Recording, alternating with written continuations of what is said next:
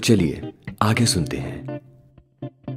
उल्हासकर को भी पुलिस उठाकर ले गई और जल्दी उन्हें सजाए मौत दे दी गई, जो बाद में बदलकर काला पानी की सजा में बदल दिया गया, यानी कि सेलुलर जेल।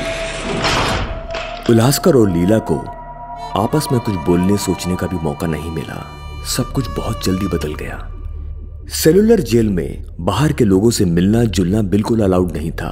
ऐसा माना जाता था कि जो एक बार काला पानी गया वो कब लौटेगा या नहीं लौटेगा किसी को कुछ पता नहीं था। लीला पे उसके परिवार का धीरे धीरे दबाव बढ़ने लग गया उसकी शादी के लिए, लेकिन लीला फिर भी उल्हासकर का इंतजार करना चाहती थी।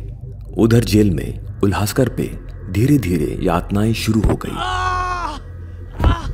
उल्हासकर को कुएं के अंदर उतर के बाल्टी से पानी भर के बाहर निकालने की ड्यूटी दी गई, जिसे उसने मना कर दिया। अंग्रेज जेलर ने उल्हासकर को सबक सिखाने के लिए उसके हाथों को बेड़ियों से बांध के उसे छत से लटका दिया, और वो भी कई हफ्तों के लिए। और जब उसे छोड़ा गया तो उसके हाथों ने काम करना बंद कर दिया, लेकिन फिर भी उसे काम करवाया जाता।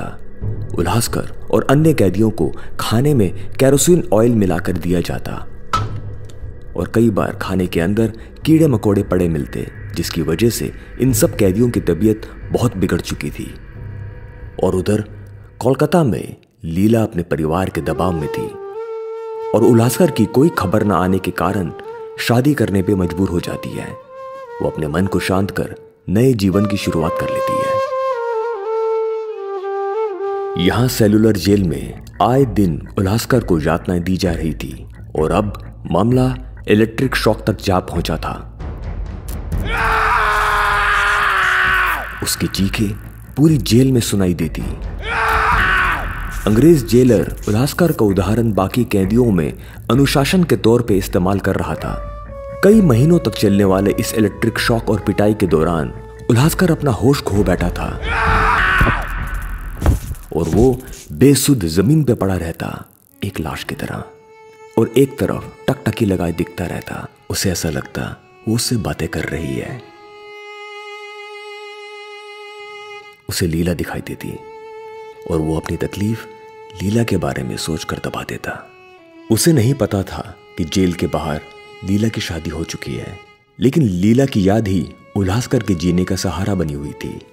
गए वर्षों में उल्हासकर का टॉर्चर इतना बढ़ जाता है कि वो अपना मानसिक संतुलन खो बैठता है। सेलुलर जेल में कैदियों के सुसाइड की न्यूज कई दिनों से न्यूज़पेपर में छप रही थी, जिससे अंग्रेज सरकार परेशान थी।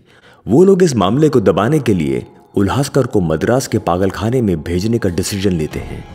1920 में मद्रास के पागलखाने में जब उल्हासकर को लाया जाता है, वो एक जिंदा लाश की तरह बन चुका था।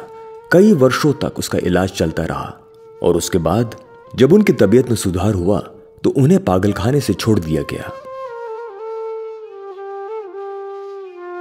उल्हासकर और लीला की कहानी जानने के लिए सुनते रहें टाइनी कास्ट।